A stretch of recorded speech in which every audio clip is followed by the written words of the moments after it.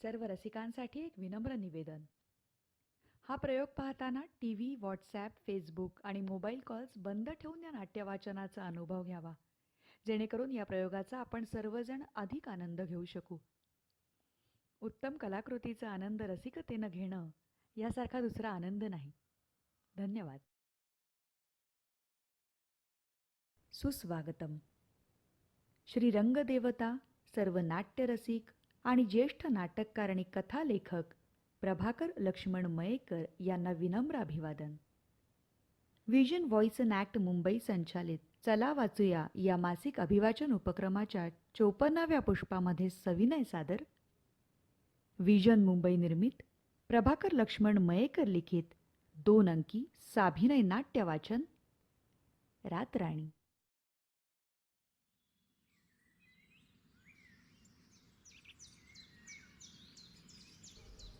एका छोट्या बंगलीचा drawing hall, समोर मुख्य दरवाजा, उजव्या हाताला किचनचं दार, उजव्या भिंतीशी एक खण असलेलं टेबल, टेबलावर फोन, मुख्य दाराच्या उजव्या बाजूला एक मोठी ग्रिल्स लावलेली खिडकी, खिडकीला पातळसर पडदा, डाव्या बाजूला वरच्या मजल्याकडे जाणारा जिना, त्याच्या अलीकडे डाव्या भिंतीशी एक लहान खूप जुना पियानो, त्याच भिंतीवर टांगलेली एक व्हायोलिन केस, त्याच्या वर ख्रिस्ती वधू आणि वर वेशातल्या तरुण तरुणीचे 2 फोटो, पियानोच्या शेजारी एक स्टँड लॅम्प. वेळ संध्याकाळ.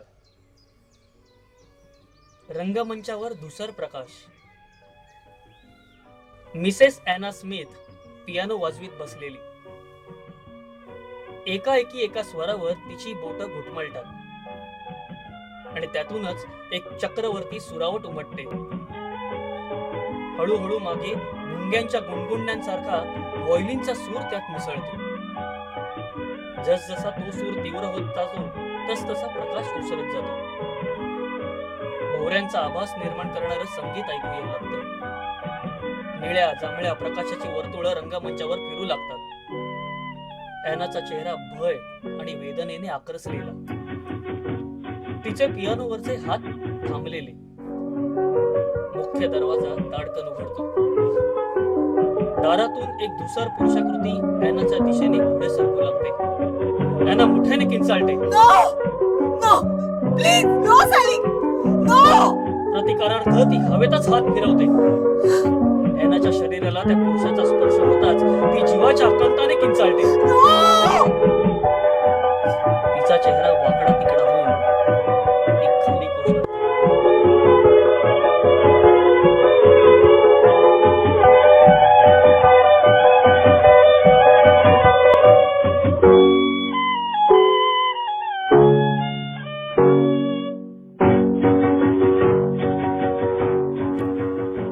किती वाजता आला होता अटॅक? तासाभरापूर्वी असेल. कन्व्हल्जन्स होती?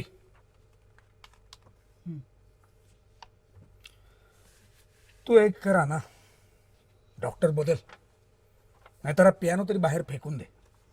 हजारदा बजावलंय तुला की एकटी असताना या पियानोला हातही लावायचा नाही म्हणून. मी एकटी असतानाच मला पियानोची अधिक गरज असते जिमी. तुला ठाऊक आहे त्याची केवढी सोबत होते मला. तोच एके दिवशी घात करणार आहे तुझा. दोष त्याचा नाहीये जिमी, केवळ अपघातानं तो त्या घातकी घटनेचा साक्षीदार झालाय. एरवी तो आहे म्हणून तर मी जगते. अरे एके दिवशी त्याच्यामुळेच कोणाला न कळता मरून जाशील पटकन. हा अटॅक मिनिटभरापेक्षा अधिक वेळ लांबला तर मरण अटळ आहे. निदान ती मोमेंट वाजवणं तरी टाळ. मी खरंच आटोकाट प्रयत्न करते जिमी, पण ती गोड सुरावट पुन्हा पुन्हा मोहात टाकते रे मला. मग निदान एकटी राहू नकोस. कंपॅनियन ठेव. नको, तुझ्या सांगण्यावरून 2दा करून पाहिले ते. एकदा एक ती बुड्ढी आणून ठेवलीस. मला अटॅक आला की माझ्या आधी तिचे डोळे पांढरे व्हायचे. तिला वाटायचं मला भूतानं झपाटलंय. दिवसभर क्रॉस हातात धरून पुटपुटत हिंडायची घरात. तिला अक्कलीने दुसऱ्या त्या जवान पोरीला जागा दिली. तिनं तर माझ्या घराचा कुंटेण कानाच करून टाकला. पोलीस आणून बाहेर काढावं लागलं तिला. तुला माहितीये जिमी, अजून धमक्या देणारे फोन्स येतात तिच्या मित्रांचे. नाही रे बाबा, असल्या कंपॅनियन्स पेक्षा मी एकटी आहे तेच बरं आहे. आणि हा माझा पियानो सोबतीला असताना कधीच एकटी नसते मी. माझं सगळं सुख दुःख, राग लोभ सगळं कळतंय. पियानोचं वेड लागलंय तुला आहे ना. ते भाग्यवंतांचं वेड आहे जिमी, तुझ्या नशिबी नाही ते. अशाने एके दिवशी खरोखरीचं वेड लागेल तुला. हेच हेच हेच हेच बघ ना. हे तुझं आत्ताचं हसणं काही शहाणपणाचं होतं. हं? हे सगळं कशामुळे झालंय असं वाटतंय तुला? आज जोशीला भेटलो होतो. कोण जोशी? डॉक्टर जोशी. हा, तुझा तो मानसोपचार तज्ञ.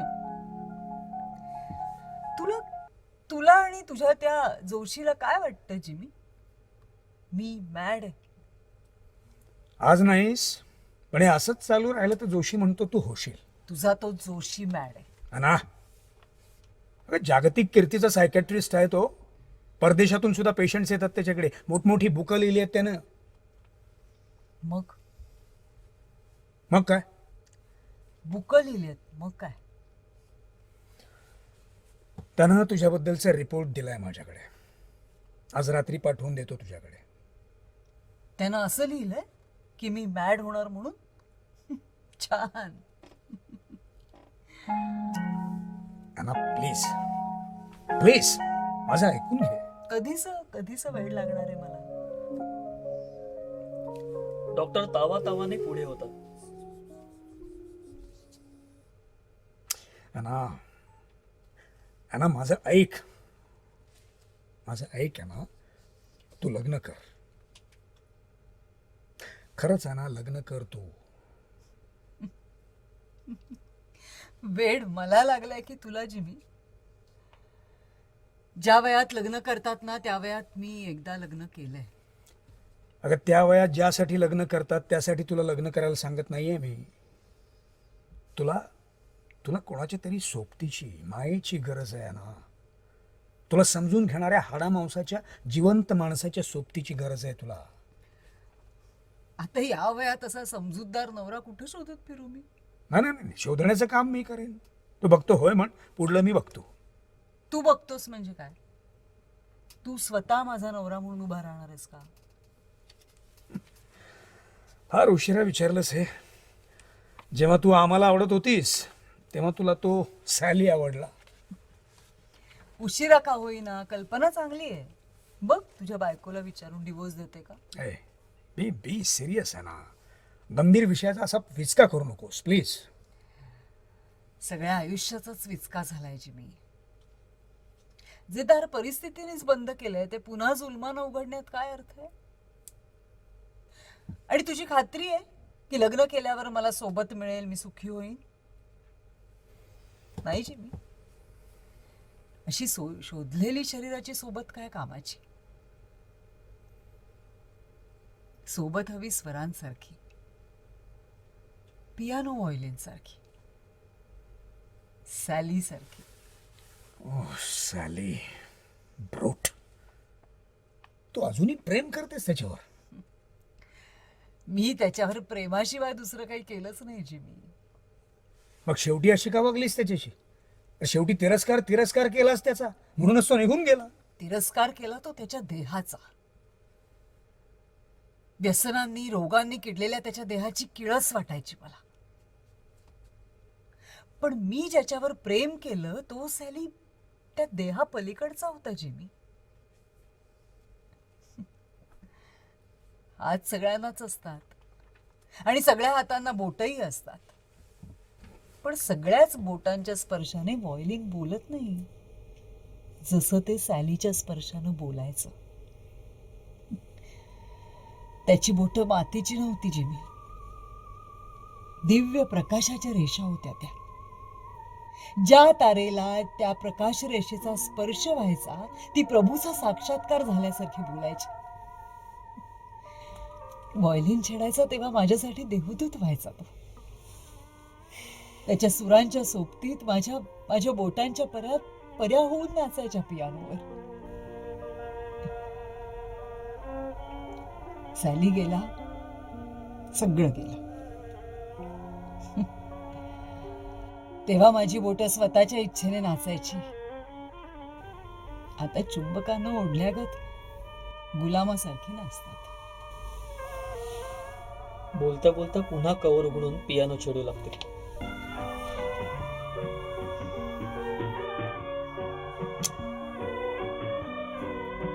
अना अना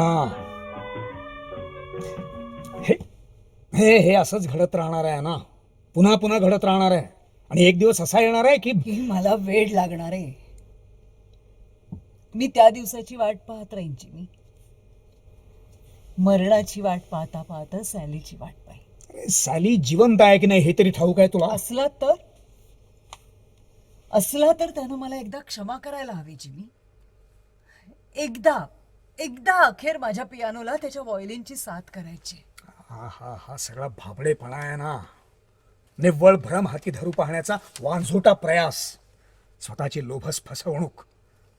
सॅलीचं व्हायोलिन, प्रकाशाची बोट आणि बोटांच्या पर्या, रोमॅन्टिक फुलिशनेस.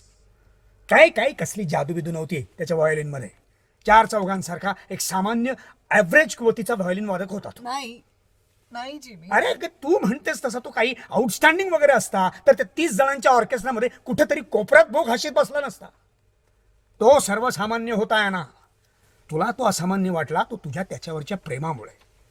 वेड लागल्यासारखं प्रेम केलंस त्याच्यावर, व्यर्थ पैसे उधळलेस त्याच्या चैनीसाठी. पण त्या मूर्खाला कुठे कदर होती त्याची? तो होताच तसा मूर्ख, व्यसनी, दुराचारी, दीड दमडीच्या वेश्यांच्या दारी जाणारा. Please stop it Jimmy, please. आणि त्याच्यासाठी तू स्वतःच्या आयुष्याचे धुळदाण करणं म्हणजे तू जा इथून, जा, निघून जा, प्लीज. Go Jimmy. ना यात माझा काही स्वार्थ नाही आहे. मी केवळ तुझ्या भल्यासाठीच. Jimmy please go. उठून तावातावाने पियानो समोर जाऊन बसते. प्रक्षुब्धपणे पियानो छेडू लागते. डॉक्टर हताशपणे तिच्याकडे पाहत असतानाच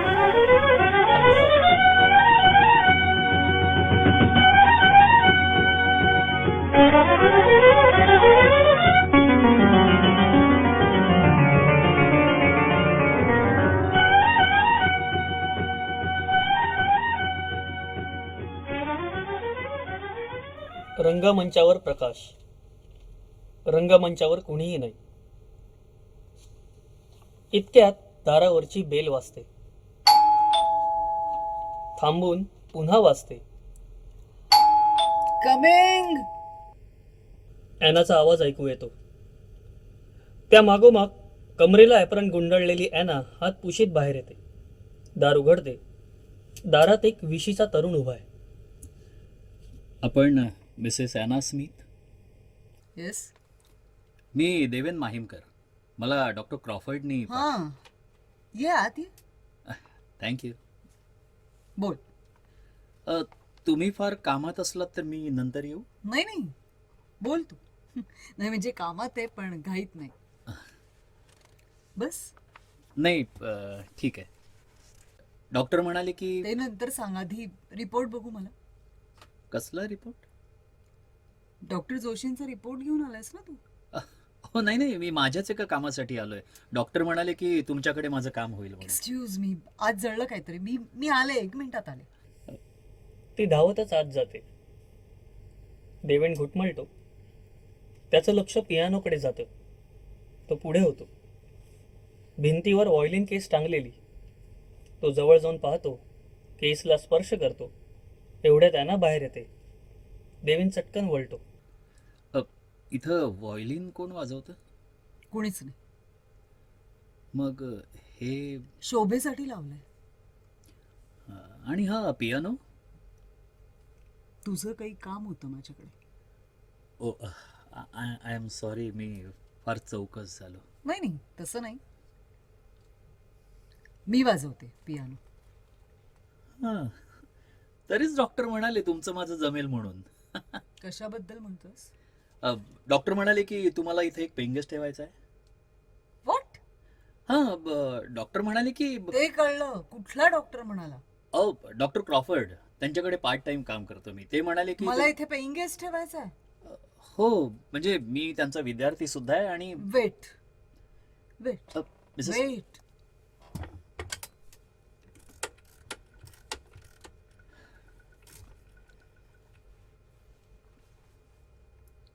हॅलो, डॉक्टर आहे? जोडून दे त्याला. आय नो कामात येतो. तू सिस्टर मारिया ना? मी याना बोलतेय. फोन दे त्याला. Hello Jimmy. जिमी, याचा काय अर्थ आहे? येस येस, अॅना आहे मी. खड्ड्यात गेली तुझी गुड इव्हनिंग. मला कळत नाही जिमी, तुला तुला हिंमत कशी झाली की जिमी मुद्दाम वेड पांघरून. हे बघ, इथे एक मुलगा आलाय. काय काय नाव काय रे तुझं? देवेन माहिमकर. हा हा, कोणी देवेन माहिमकर म्हणून आला इथे. तो म्हणतोय की तेच तेच नाही, त्याबद्दलच विचारते मी. How dare you Jimmy? No, नाही नाही, मला काही ऐकायचंच नाहीये. असेल असेल तो फार चांगला मुलगा आणि त्याला गरज आहे.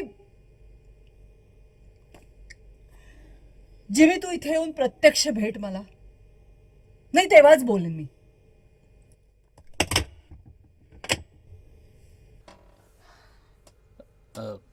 मी निघतो. हं? बरं आहे, मी निघतो म्हणालो. प्लीज गैरसमज करून घेऊ नकोस. छे अहो, काही समजच नाही तर गैरसमज कशाचा आहे. जागा तुमची आहे, ती कुणाला द्यायची हा तुमचा प्रश्न आहे, नाही का? मला तुला जागा द्यायची नाही असं समजू नकोस. नाही नाही, मला मुळी पेंगेसची गरजच नाहीये. तुझ्या डॉक्टर क्रॉफर्डचा काहीतरी गैरसमज झालाय. मी इथे एकटीच राहते ना, म्हणून त्याला वाटलं असेल तसं. तुम्ही एकट्याच राहता इथं? डॉक्टरने माझ्याबद्दल काही सांगितलं नाही तुला? हां, थोडंसं. म्हणजे माझ्या राहण्या जेवण्याचा प्रॉब्लेम होता. तसा मी हॉस्टेलवर राहू शकलो असतो, पण अडचणी खूप, विशेषतः आर्थिक. सरांनी तुमचं नाव सुचवलं, म्हणाले ट्राय युअर लक. आणि तुम्ही पाहिलं, stars are not favourable. I am really sorry. नाही, यात तुमचा काय दोष? गरज नसेल तर पेईंग गेस्ट म्हणजे डोकेदुखीच, नाही का? अर्थात मी तसा ठरणार नाही. मी स्वयंपाकातही मदत करू शकतो. तू इतका गोड का बोलतोस रे? गिल्टी वाटायला लागले मला. बाय. थांब थांब, कॉफी तयार आहे, घेऊन जा. छे, त्याची काही गरज नाही. आहे, कॉफी घे, मन साफ करून जा. माझं मन साफच आहे मिसेस स्मिथ. पाहुणा म्हणून थांब थांब, आलेच मी. देवेन आता वेळ घालवण्यासाठी ड्रॉइंग रूम नेहाळतोय. पुन्हा सहजपणे तो पियानोपाशी जातो. चाळा म्हणून उभ्यानेच बोटाशी आलेल्या कीज दाबतो. तेवढ्यात कॉफीचे मग्स घेऊन अॅना येते. क्षण दोन क्षण ती त्याच्याकडे पाहत राहते, पुढे होते. तिची चाहूल लागताच देवेन वळतो. माफ करा, परवानगीशिवाय. It's all right. पियानो शिकतोस तू? छे, अहो, मला नाही वाजवता येत. म्हणूनच विचारलं, शिकतोस का? नाही, पण शिकायला आवडेल मला. पण सध्या कॉलेज आहे, शिवाय. बस. थँक्यू. हे व्हायोलिन खरंच शोपीस म्हणून ठेवलंय तुम्ही? कॉफी घे. शोपीस म्हणून ठेवलंय तर केसमध्ये बंद कशाला, उघडं ठेवायचं ना. कॉफी थंड होईल. मला पाहायला मिळेल? सॉरी. तुला काय इंटरेस्ट व्हायोलिन मध्ये? थोडासा. म्हणजे मला सुद्धा बरा वाईट बोग घासता येतो. तू व्हायोलिन वाजवतोस? हो, शिकतो म्हणा. हं. हे व्हायोलिन फ्रेंच मेकचं आहे ना? असावं. बरंच जुनं आहे. शक्य. माझ्याकडे आपलं एक साधं देशी व्हायोलिन आहे. ही अशी जुनी व्हायोलिन्स म्हणजे मी बोअर करतोय का तुम्हाला?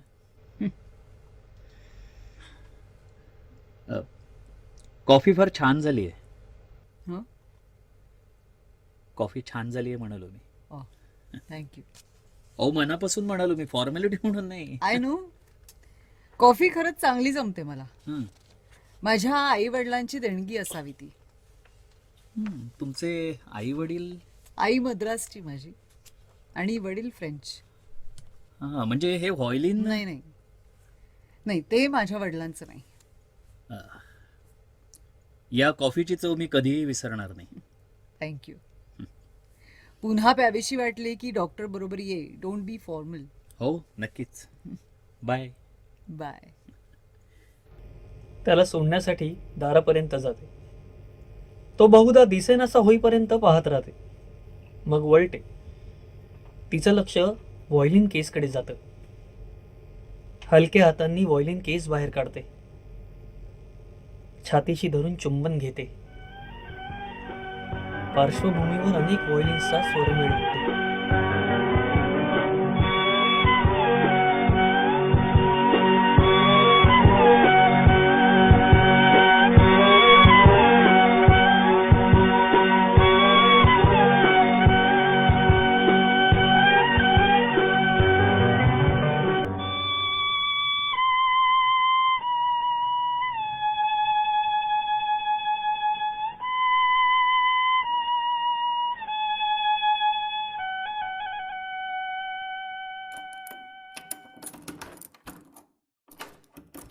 किल्ली तुमच्याकडे असते?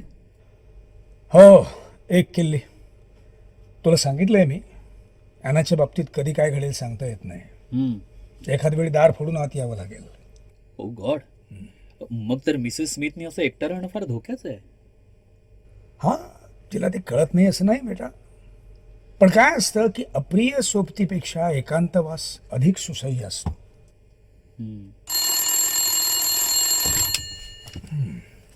हॅलो. हां हां, बोल बोल बोल आहे ना.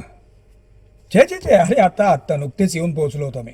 हो हो हो, तोही आला. नाही नाही नाही, मुळीच घाई नाही. तू ये आरामात, तुझी खरेदी आटपून ये. हां, आम्ही थांबतो. ओके, बरं आहे, बरं आहे.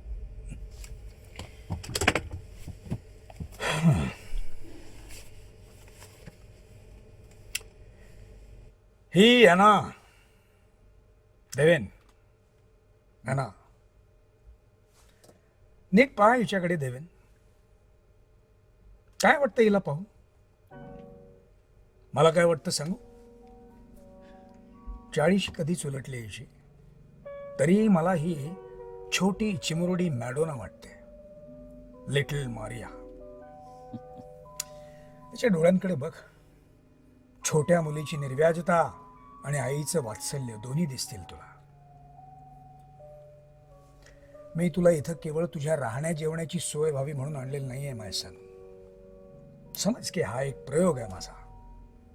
ॲनाचा मुलगा होऊन तू तिच्या जवळ जाण्याचा प्रयत्न करायचा आहेस. तिचा मित्र हो, मुलगा हो. ज्यांना प्रेम हवं असतं त्यांनाच ते दुसऱ्यांना देता येतं. जितकं देशील तितकं तुला परत मिळेल. ॲनाचा हा वीक पॉइंटच आहे देवेन. ती ज्याच्यावर प्रेम करते ना, त्याच्या प्रेमात बेभानपणे वाहत जाते. मग तू सॅली असो की पियानो. तुम्ही हिंदू लोक तुमच्या प्रेयरमध्ये देवाला माता, पिता, बंधू, सखा म्हणता ना. ॲनासाठी तुला सर्व काही व्हायचं आहे. फार मोठी जबाबदारी टाकता तुम्ही माझ्यावर सर. अरे, तुझ्यावर विश्वास आहे माझा देवेन. लवकरच तू डॉक्टर होशील. डॉक्टर हा पेशंटला देवासारखाच वाटायला हवा. समज की ॲना हा तुझा पदवी मिळण्याआधीचा पेशंट आहे. हा लफंगा स्मिथ तिच्या आयुष्यात आला होता की नाही हे सुद्धा विसरून जायला हवं तिनं. हे सगळं त्यांनी मला इथं राहू दिलं तर. अरे, ते तर आता निश्चितच आहे. तुला तिनं पुन्हा घेऊन यायला सांगितलं, यातच आलं ते सगळं. याचा अर्थ तोच.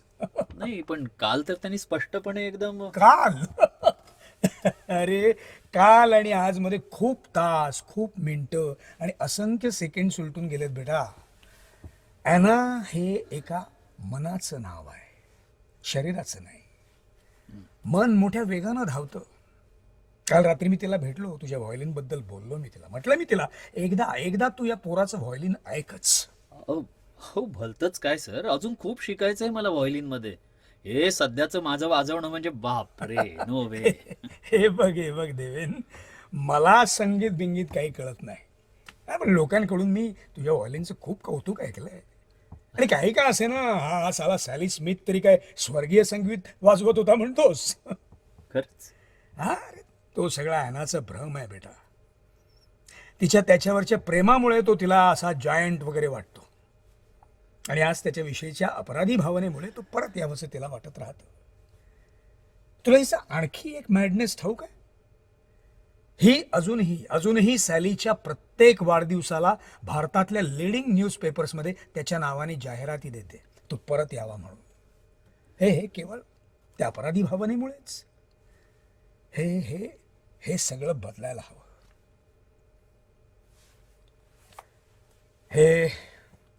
हे सॅलीचं व्हायोलिन, ॲनानं त्याला भेट दिलेलं. याच्या तारांना डसलेल्या सॅलीच्या स्पर्शाचा दुर्गंध तुला पुसून टाकायचा आहे my son. I will try sir. No, no, no, no. You will have to. You will have to do it. Yeah. And now play. Sir पण Yes. अरे, आज ॲनाचं स्वागत या सुरांनीच करू आपण. हा, come on. देवेन स्मिथ करून व्हायोलिन वाजवू लागतो. डॉक्टर शांतपणे एका बाजूला बसून ऐकू लागतात. व्हायोलिन वादन भरात आलेलं असतानाच दार हलकेच आवाज न करता उघडलं जातं. ॲना स्तंभित होऊन दारात उभी आहे. डॉक्टरांचं लक्ष तिच्याकडे जातं. त्यांच्या तोंडून अस्पष्टपणे हाक येते. ॲना, देवेन थांबतो. मान वर उचलून पाहतो. काही क्षण स्तब्धता. माफ करा, केवळ सरांनी सांगितलं म्हणून व्हायोलिनला हात लावला मी. थँक्यू. हं? व्हायोलिनला हात लावल्याबद्दल आभार मानले तुझे मी. वाजव. खरंच मनापासून सांगते, वाजव ना. साथीला पियानो हवा. ओके. ॲना पियानो समोर येऊन बसते. देवेनकडे पाहते. तो मान डोलावतो. स्वरांना गोंजारल्यागत ती एक स्वरावली छेडते. देवेनकडे पाहते. देवेन तेच स्वर व्हायोलिनवर वाजवतो. ॲना स्मिथ करून पुन्हा पियानो छेडू लागते. एका मागोमाग एक गोड स्वरगती आकारू लागतात. हा सारा सोहळा डॉक्टर भारावून पाहत असतानाच अंधार.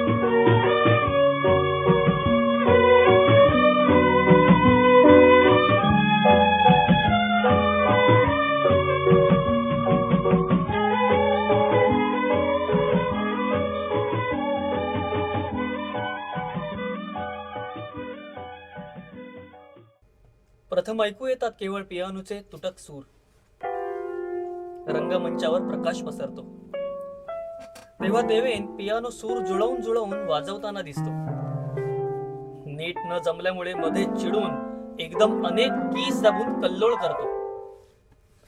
काय रे मुर्दाडा, घराचं चप्पल उडवायचंय का? हा तुमचा पियानो लेखाचा बेसूर आहे एकदम. हं? तुला नीट नाचता येऊ लागलं ना की मग अंगण आपोआप सरळ होईल. दांडगट मेला. हे घे, तुझं काम तू कर, माझं काम मला करू दे. बसा मग इथं. गधड्या, आता इथं पियानो वाजवत बसले तर आत उष्टी भांडी कोण विसळेल? अहो मी विसरतो ना. अहो खरंच मिसेस स्मिथ, मला खरंच घरकामात मदत करू द्या, नाहीतर असा रिकामटेकडे बसून बसून गुळाचा गणपती होईल माझा. तू तुझा अभ्यास कर, व्हायोलिन वाजव, तेवढं करत राहा. हे काय काम झालं? अहो गेल्या महिन्याभरात पोटाचा घेर 1.5 इंचानं वाढलाय माझ्या. काहीही काम नाहीये आणि वर तुम्ही एक एक नवी डिश करून खायला लावताय. मी सांगितलंय तुम्हाला मिसेस स्मिथ, मला वाटेल ते गिळायची सवय आहे. असेल, पण आपल्या गेस्टना वाटेल ते खाऊ घालण्याची माझी पद्धत नाही. हं, कळलं? नाही ना कळत. मी जे तुम्हाला महिन्याचे पैसे देतो तेवढ्यात तुम्हाला हे परवडणार कसं हे नाही कळत मला. That's none of your business. अहो पण यजमानाची पर्स साचपून पाहण्याचा आगाऊपणा पाहुण्यांनी करू नये. मला जे परवडेल तेच मी तुला खाऊ घालेन आणि तेच तुला डोळे मिटून खावं लागेल. उद्या नाही परवडलं तर नुसते बटाटे उकडून वाढेल. तेव्हाही तुला परवडलं तर खा, नाहीतर get out. That's it. Mrs Smith, हा, तुम्ही उद्या मला इथून हाकलून जरी लावलत ना तरी हे काही दिवस माझ्या आयुष्यात कधीही विसरणार नाही. माझ्या आयुष्यात इतक्या प्रेमानं मला कुणीही जीव घातलं नव्हतं कधी. खोट. आईनं आईनं सुद्धा. तिला बिचारीला माझ्यावर प्रेम वगैरे करायला कधी उसंतच नाही मिळाली. सदैव संसाराची चिंताच पाहिली चेहऱ्यावर तिच्या. बाबांच्या अगदी तुटपुंज्या पगारात संसाराचा गाडा जीवाच्या आकांतानं धाप लागेपर्यंत कसा तरी ओढत दुर्दैवाच्या चाकोरीत फिरत राहिली ती कायम. आणि बाबा गेल्यानंतर तर माया ममता हे शब्द तडा गेलेल्या मडक्यागत तिनं घराबाहेर फेकून दिले. मनात असूनही तुमच्यासारखं असं पुढ्यात बसून आग्रह करून जेवू घालणं तिला शक्य नव्हतं. तुम्ही माझ्या कोण लागता मिसेस स्मिथ? ना नात्याच्या ना धर्माच्या. कुठले ऋणानुबंध असतील आपले? गेल्या जन्मीचे. पण तुम्हा ख्रिस्ती लोकांचा पुनर्जन्मावर विश्वास नसतो ना? पण जन्मावर असतो. हं? आपण माणूस म्हणून जन्माला आलोय केवळ यावर माझा विश्वास आहे. आणि या सगळ्याच माणसांमध्ये एक दुर्गुण असतो, स्वार्थ. तो माझ्यातही आहे. आजवर असं प्रेमानं जेवून घालणारं तुला कोणी भेटलं नव्हतं. आणि देवेन, असं प्रेमानं माझ्या पुढ्यात बसून जेवणारं मलाही कोणी भेटलं नव्हतं.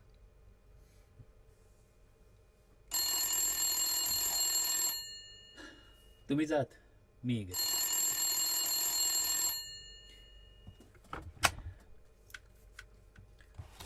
हॅलो. Yes please.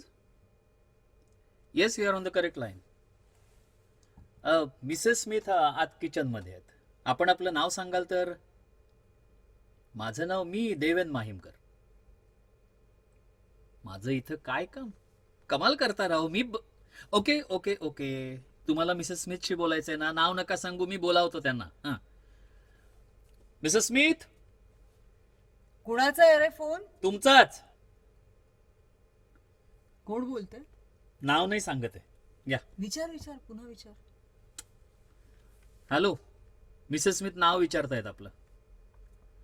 नाही सांगणार म्हणतोय. ठेवून दे फोन. ठेव. पुन्हा फोन आला तर आधी नाव विचार आणि मग मला दे. मागे एक उन्हाळ महिना राहत होती ना इथे. तिच्या बदमाश मित्रांचे असे हे वाईट साईड फोन येत असतात वरचेवर. मवाली.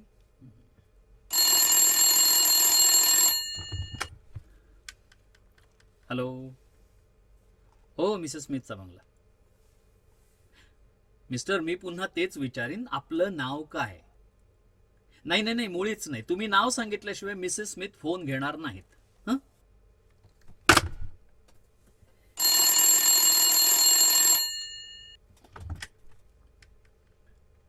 हॅलो. Hello mister x. अशा भागूबाई सारख्या फोनवरून शिव्या काय देताय? मी पत्ता देतो, समोर येऊन द्या ना शिव्या. देऊ पत्ता? तुम्हाला ठाऊक आहे म्हणता? या या, मग कधी येताय? या या या, वाट बघतो. या. पुन्हा तोच? नक्कीच कोणीतरी मवाली असणार. पुन्हा जर फोन आला ना त्याचा बोलू दे रे तर... तो. तू वाजव काहीतरी. वा. आणि तुम्ही महाराणी सारख्या इझी चेअर मध्ये पडून नुसते ऐकत बसणार. उठा उठा बाईसाहेब आणि तिकडे त्या स्टूलावर जाऊन बसा. अरे नको रे, जरा पडू दे मला. मी बरा पडू देईन तुम्हाला. उठा, नाहीतर मी पियानो बडवीन तिकडे. छळ रे, छळून घे मला. आणि बरं का मिसेस स्मिथ, आज मी तुमची ती आवडती मुवमेंट वाजवणार आहे मुद्दाम. देवेन,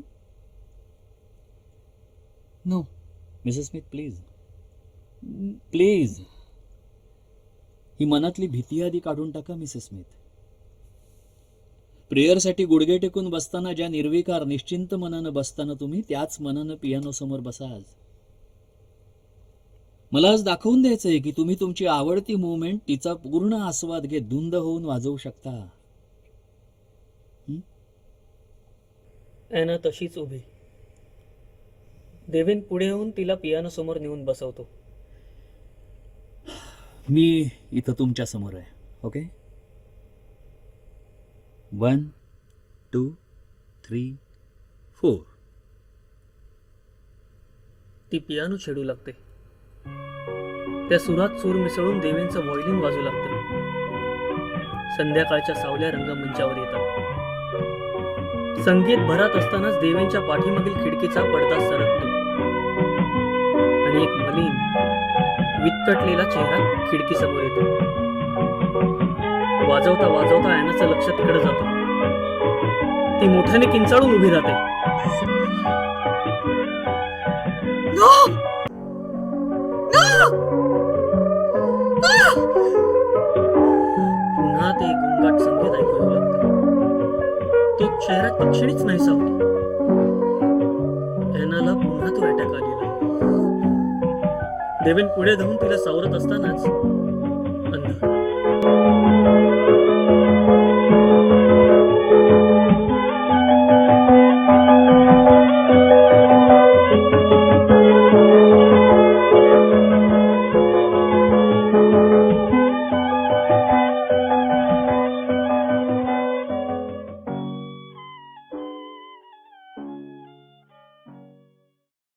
घ्या. फेकून दे त्या गोळ्या बाहेर. अरे फेकून द्यायचा अर्थ काय? फेकून दे रे, नाहीतर या डॉक्टरला दे गिळायला. मी त्या गोळ्या गिळून तू बरी होणार नाहीयेस. या खतरूड गोळ्यांनी सुद्धा मी बरी होणार नाहीये. मग कशानं बरी होणार आहेस तू? मी बरीच होणार नाहीये. ना, हट्टीपणालाही काही मर्यादा असायला हवी. हा, हे सांगणार तू कोण? अरे तुझा डॉक्टर आहे मी. मीच केलं ना तुला माझा डॉक्टर. आता मीच सांगते, जा जा चालायला लाग आपल्या घरी. This is too much. This is too much ना, too much. Sir, sir. Okay. Mrs Smith, तू माझी समजूत काढू नकोस Deven. Cease fire, cease fire Mrs Smith, please. हे बघा, या गोळ्या मी स्वतः जाऊन केमिस्ट कडून आणल्यात आणि त्या मी माझ्या हाताने आत्ता तुम्हाला देतोय. ओके. या डॉक्टरनं लिहून दिलेल्या गोळ्या मला घ्यायच्या नाहीत. पण मिसेस स्मिथ नाही म्हणजे नाही. ठीक आहे, तुम्ही या गोळ्या घेणार नसाल तर त्या मी घेईन. हं? अरे पण देवेन प्लीज, खरंच नको रे. कंटाळा आलाय मला आता या औषधांचा. बरं व्हायचं असेल तर औषधं घ्यायलाच हवीत मिसेस स्मिथ. इतके दिवस घेते, कुठे झाली बरी? इतके दिवस तुम्ही माझ्या हातून घेत नव्हता. आता घ्या आणि माझा हात गुण तर बघा. आणि नाही आला गुण तर या बाटलीभर गोळ्या काळ्या कॉफी बरोबर सरानं खायला लावीन मी. तू बनवायला पाहतोयस मला. अहो, यात बनवणं कुठे आलं? तुम्हाला बरं वाटण्यासाठी तुम्ही तुमच्याच तोंडानं गोळ्या घ्यायला हव्या. त्या दुसऱ्यांना घेऊन चालेल? किती दिवस घ्यायच्या? बरं होईपर्यंत. कधी होईन मी बरी?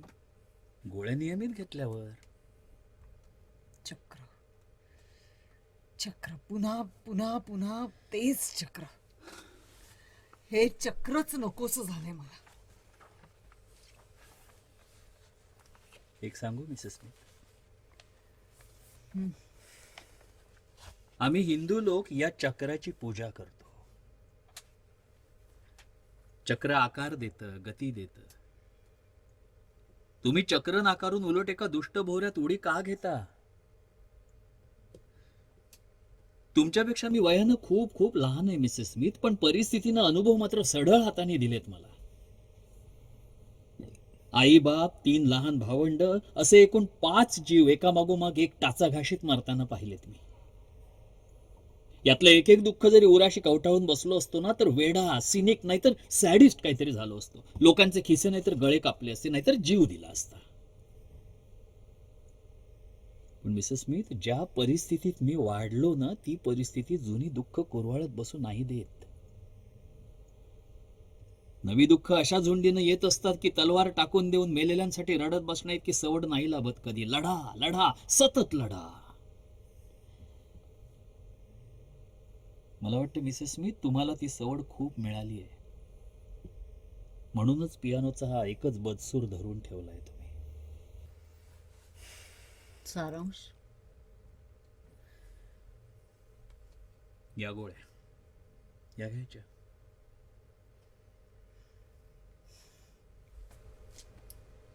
झालं तुझं समाधान? आता माझ्या समाधानासाठी आणखी एक करा. मघा संध्याकाळी नेमकं काय झालं ते शांतपणे डॉक्टरांना सांगा. अरे आणखी काय सांगू?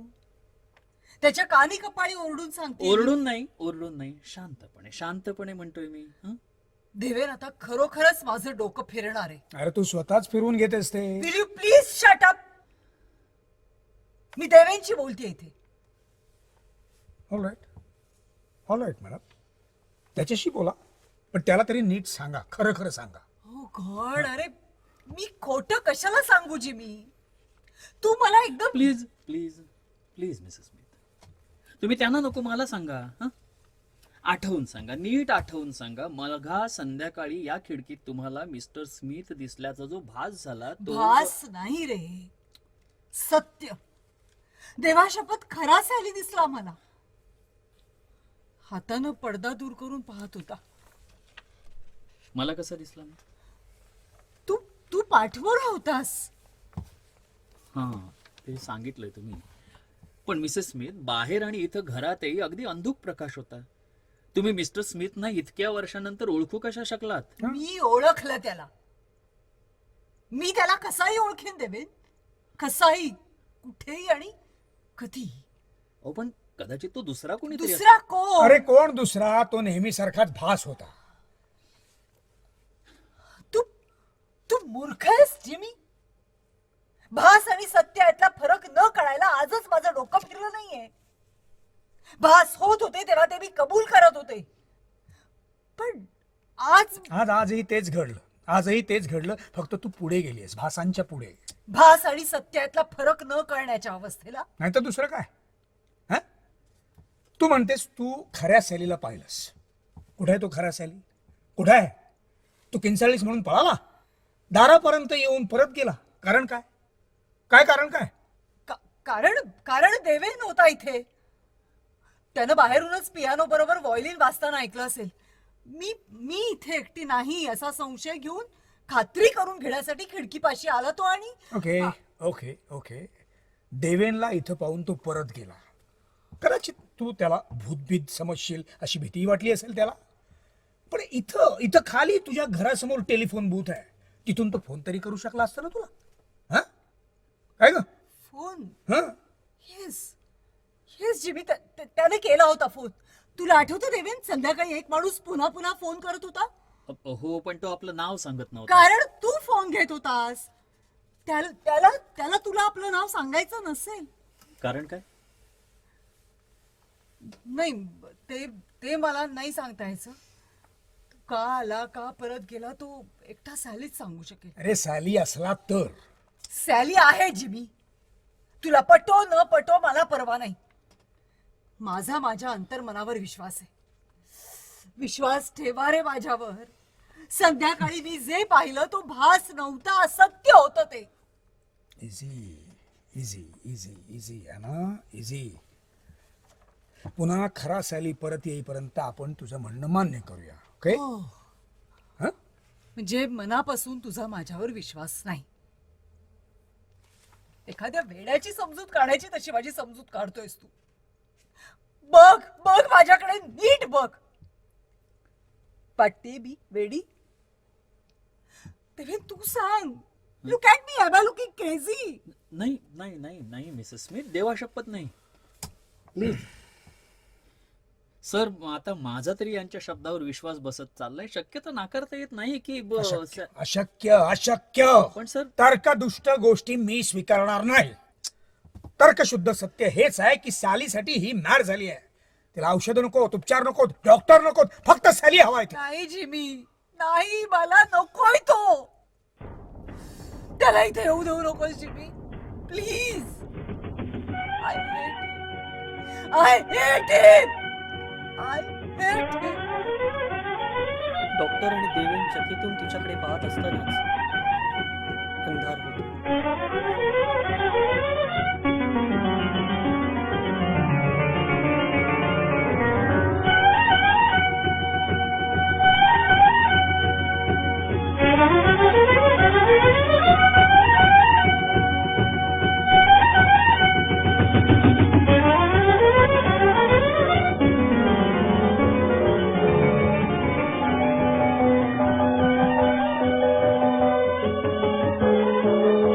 अंधारातूनच ते गुंगाटाचं संगीत ऐकू येऊ लागते.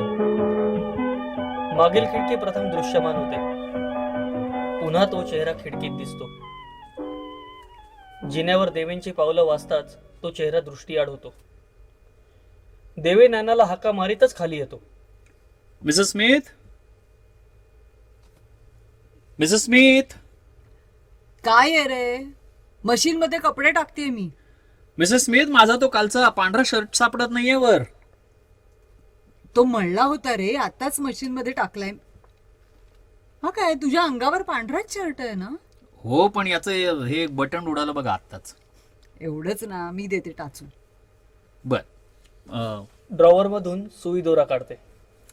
अरे राहू दे राहू दे राहू दे अंगावर. 2 मिनिटं नाही लागायची. ॲना तशी सॉरी. टेक 2. ह्या परत. अरे राहू देत अंगावर. 2 मिनिटं नाही लागायची. ॲना तशीच त्याच्या अंगावर शर्ट असतानाच बटन टाचू लागते. फार लाड करताय ना तुम्ही माझे मिसेस स्मिथ. लाड करण्याजोगा आहेस म्हणून करते रे राजा. राजा.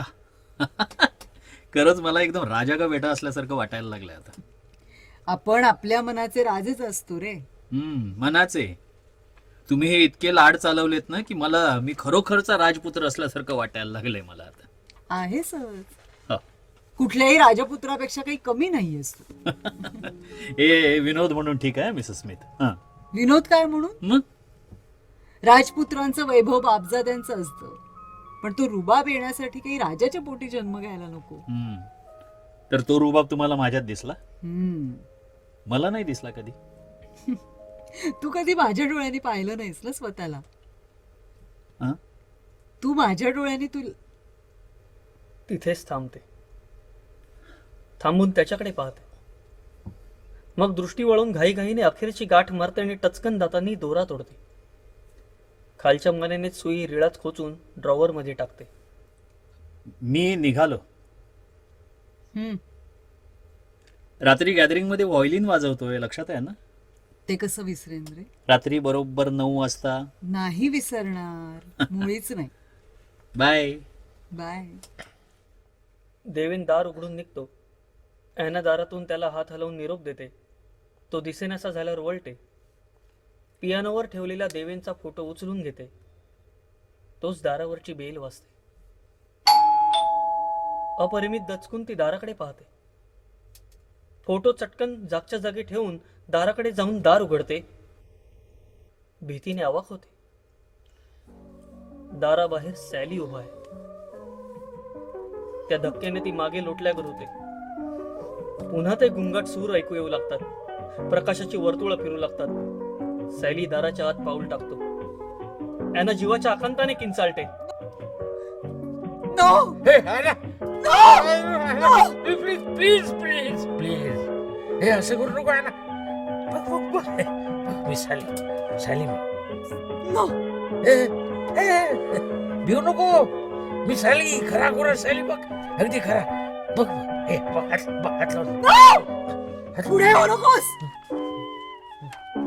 का आलायस तू इथे?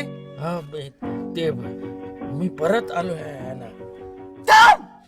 पुढे आलास ना तर पोलिसांना बोलवीन मी. नाही नाही नाही नाही नाही. मी काही सुद्धा करणार नाही. हा इथं हा असं लांब राहतो मी उभा. हा बस बस. का आलायस तू इथे? है ना, तू तू तू हे विचारतेस है ना, तू आहे ना, का आलायस इथे? तू खरोखर ओळखलंस ना मला आहे ना. हे मी तुझा नवरा साली. हा बघ, त्याच्यासाठी दरवर्षी जाहिरात देऊन घरी परत बोलवायचीस ना, तो साली मी. तू कधी वाचलास जाहिराती? हं? कधी वाचलास? मी दरवर्षी वाचतो. माझा बर्थडे असतो त्या दिवशी ना. गेल्या मार्च मध्ये दिली होतीस जाहिरात, बरोबर? गेल्या मार्चला खूप दिवस महिने लोटले साली. हं. इतक्या दिवसात आज यावं असं वाटलं तुला? ते काय, इथं नव्हतोच ना मी. कुठं होतस? दूर दूर कुठे दूर? दूर तिकडे परदेशामध्ये. तिथं वाचल्यास जाहिराती? हं? मी परदेशातल्या वर्तमानपत्रातून जाहिराती देत नव्हते साली. हा हे पण जगात सगळीकडे मिळतात इंडियन न्यूजपेपर. छापा नको रे मारूस. आता वय झालंय माझं. केस पिकायला लागलेत माझे सुद्धा. मी अगदी खरं खरं खरं थापा ऐकायचा कंटाळा आलाय मला साली. खूप ऐकलंय, खूप. तुझ्याकडूनच. पाणी पाणी पाणी पाणी.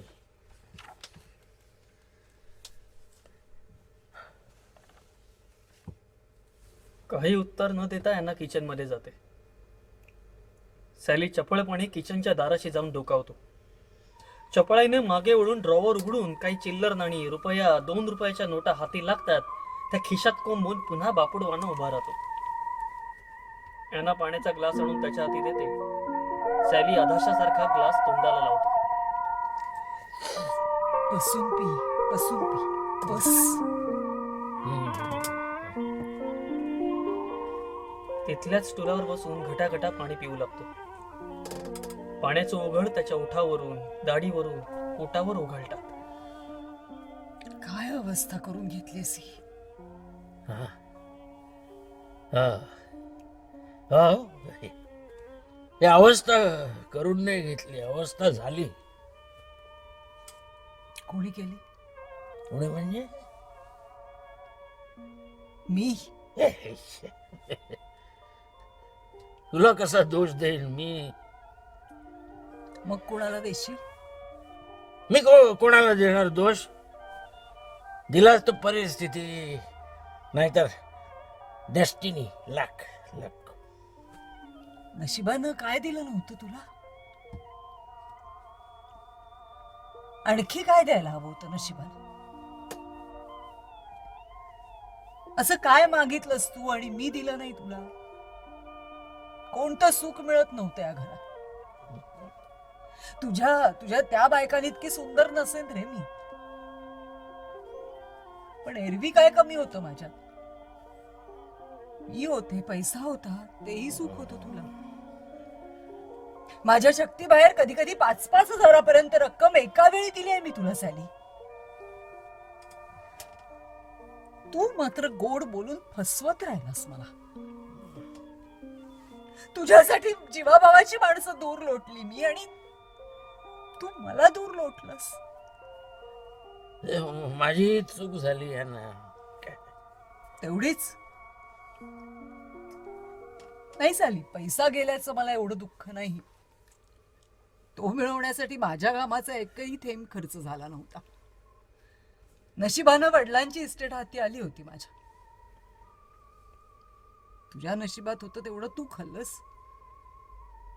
पण त्या बदल्यात सॅली जे माझ्या हक्काचं होतं तेही दिलं नाहीस मला. जे प्रेम मला एकटीला मिळायला हवं होतं ते गल्ली बोळातून बाजार बसव्यांना वाटत फिरलास तू. सॉरी, माफ कर मला, है ना, माफ कर. माफ मी तुला केव्हाच केलं होतं सॅली. आधी तुझ्याविषयी वाईट साईट ऐकलं तेव्हा विश्वास नाही बसला रे माझा. पण खात्री पटली तेव्हाही तोंड मिटून राहिले मी. अगदी तो घाणेरडा रोग माझ्यापर्यंत आणून पोहोचवलास तेव्हाही तुला शरीर सुख नाकारण्याखेरीज दुसरी कोणतीही तक्रार नाही केली मी. किती सहन करा बरे. अगदी अखेर तू जबरदस्ती करायला गेलास तोपर्यंत सगळं निमूटपणे सहन केलं मी, पण तू मला मूर्ख ठरवलंस. काय मला आता सगळ्या गोष्टींचा पश्चाताप होतो. पश्चाताप तो आता मलाही होतोय साली. असं नको म्हणू तू. आता त्या चुका झाल्या ना त्या आता मला सुधारायच्या आहेत ना. त्या चुका आता सुधारता नाही यायच्या रे साली. आता या वयात नव्यानं चुका नाही केल्यास ना तर तेवढंही खूप होईल. I promise. नको नको कोणतंही वचन नकोय मला आता. आता यापुढे तुझ्याकडून कुठल्याही सुखाची अपेक्षा नाहीये मला साली. फक्त एवढं कर, कसलंही नवं दुःख देऊ नकोस. फार थकून गेले मी साली आता. नवं दुःख सोसायची ताकद नाही राहिली आता माझ्या. मरून जाईन रे मी, मरून जाईन मी. कुठं कुठं निघालास कुठं? कुठं काय कुठेच नाही. हा काय इथंच आहे. हाय. कुठे? उपाशी दिसतोयस. हा, हा. काहीतरी खायला आणते बस. हं? खा आणि कुठे जायचं तिकडे जा. है ना. हं? हे मला ते ठाऊक आहे मला पैसे हवेत तुला. पैसे हवेच आहेत पण ते आणखी काय? पैसे घेऊन जाऊ कुठं मी. हा दुसऱ्या कोणाचा आधार आहे मला ग. मला इथंच राहू दे. हा ना इथंच. या जगात तुझ्याशिवाय दुसरं कोण आहे मला. हा इतकी वर्ष कोण होतं? किती वर्ष. हे घर सोडल्यावर कुणाच्या आधारानं कुठं राहिलास? कुठला आधार आहे ना. भडंगासारखा इकडे तिकडे भटकत होतो मी. इथं का नाही आलास तेव्हा? आता आलो ना. तेव्हाच का नाही आलास? तेव्हा तेव्हा भणंगासारखं भटकण्यापेक्षा हे घर काय वाईट होतं? जाहिराती वाचत होतास ना इतकी वर्ष. मग पहिली जाहिरात वाचली तेव्हाच का नाही आलास? तडफडत होते तुझ्यासाठी पण नाही आलास तू. कारण ठाऊक आहे? हं? कारण तेव्हा तू भणंग नव्हतास. इथल्यापेक्षा अधिक काहीतरी मिळत होतं तुला बाहेर. अधिक सुख, अधिक चैन, स्वैर आयुष्य. आता सगळं संपलं. खराखुरा भणंग झालास, भटकणं नशिबी आलं तेव्हा आता तुला ऐनाची आठवण झाली. नाही नाही सॅली नाही. तुला इथं राहता यायचं नाही. जे विष पचलं नाही ते मी पुन्हा पिणार नाही. नाही नाही नाही, असं नको करू. हे तू इथून मला बाहेर काढलं तर रस्त्यावर कुत्र्यासारखं बरड येईल मला. एवढं नाही येऊ देणार मी. एका माणसाला नीट जगता येईल एवढे पैसे दर महिन्याला तू सांगशील त्या पत्त्यावर पाठवत जाईन मी. तू पाठवशील मला पत्ताच नाहीये. गेले 2 दिवस उपाशी पोटी एका म्हशीच्या गोट्यात लपून काढले मी. लपून? लपून का म्हणून? काय तुला वाईट वाटेल म्हणून सांगणार नव्हतो. मी ना भयंकर संकटात सापडलोय. रोज दिवसा उजेडी फिरणं मला मुश्किल आहे. म्हणून असा अंधार पडू लागला असं बाहेर निघतो मी. कालही आलो होतो. येण्याआधी फोन केला होता तुला. हा ते फोनवर तू कोणाचा खूनबीन तर करून आला नाहीस? मी नाही. मग कुणी? तुझी शपथ आहे. मी काय सुद्धा केलेलं नाही. लपून छपून का फिरतोयस मग? नशीब आहे आपलं. काय दुर्दैव आहे. हे बघ सॅली, अजूनही खरं काय ते सांगून टाक. मला शक्य होईल तितकी मदत करेन मी तुला. हं? मला ना फक्त या घरात आसरा द्या ना.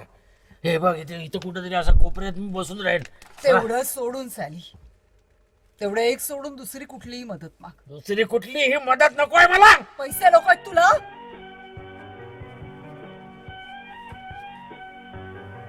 म्हणजे पैशाचा फार माज आहे काय तुला?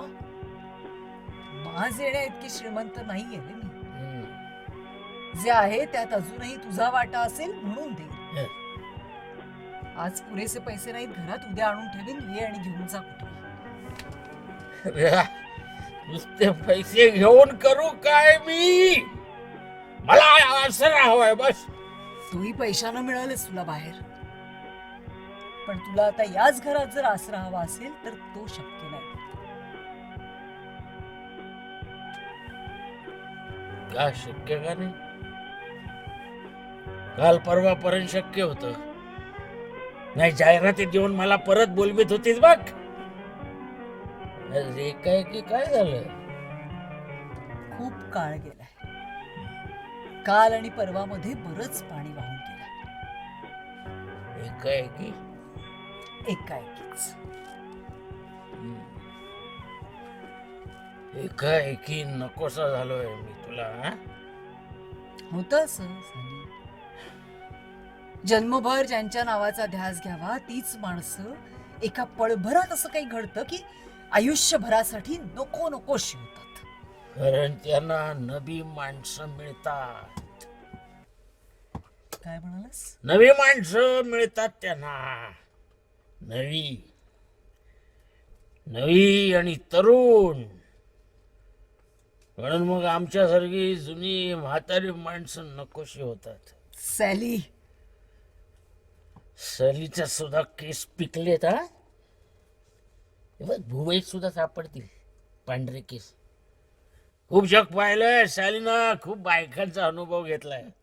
ते मला ठाऊक का नाही? हा मला सुद्धा सगळं ठाऊक आहे. प्रत्यक्ष माझ्या डोळ्यानं पाहिला मी. एकाएकी नकोसा झालोय मी तुला. काय सांगू काय? माझी तुला आता गरज नाही, कारण तुझी गरज भागवणारा माणूस मिळालाय तुला. शुद्धीत आहेस का सॅली? तुझी सगळी भानगड कळली आहे मला. सॅली, स्वतःच्या डोळ्यानं पाहिलंय मी सगळं. काल आज आताही. बीच आहेस तू, बीच. त्याला आहे ना, पण नीच आहे तू किती चांगली आहे सांग सांग. 20 वर्षाची कोवळी पोरं बाळगायला लागलेस तू. वेसमे सॅली, यानं खवळून त्याच्या अंगावर जाते. बेभानपणे फाडफाड त्याच्या मुस्काटीत मारू लागते. सॅली स्तंभित होऊन तसाच उभा राहतो. अखेर यानं थकून थांबते. सॅलीपासून दूर जाऊन धपापत्या छातीवर हात ठेवून उभी राहते. चालता हो इथून. तू तू कधीच बदलणार नाहीस, कधीच. पण तूही लक्षात ठेव, कधीच सुखी होणार नाहीस तू. कधीच.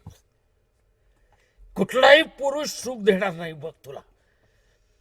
तुझ्या आयुष्यात येणारे सगळे अशीच हरामखोरी करतील.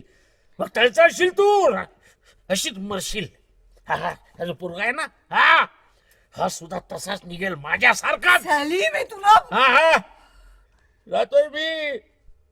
ओरडू नकोस कुत्र्यासारखी. जाईल आणि मरेन कुठेतरी रस्त्यावर पडून. पण मरण्याआधी सगळ्यांना ओरडून सांगेन तू काय लायकीची बाई आहेस ते. थांब.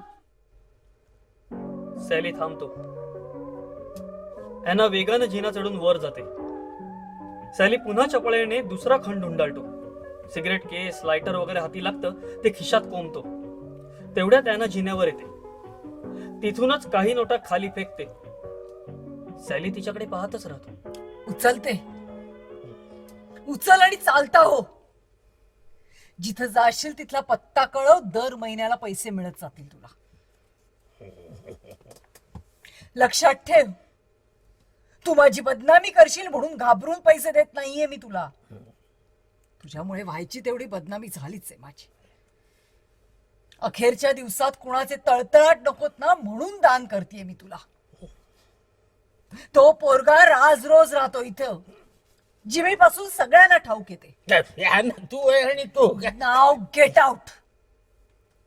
गॉड ब्लेस यू अनाटॉम. Get out. आणि तुझं तोंड पुन्हा दाखवू नकोस. सॅली दार उघडतो, मान वर करून तिच्याकडे पाहतो, घरात थुंकतो आणि चटकन बाहेर जातो. एना वेगानं खाली येऊन धाडकन दार बंद करते. उद्ध्वस्त मनस्थितीत पियानो समोर येऊन बसते आणि सारा संताप पियानो कीज बडवीत मोकळा करू लागते. अंधार.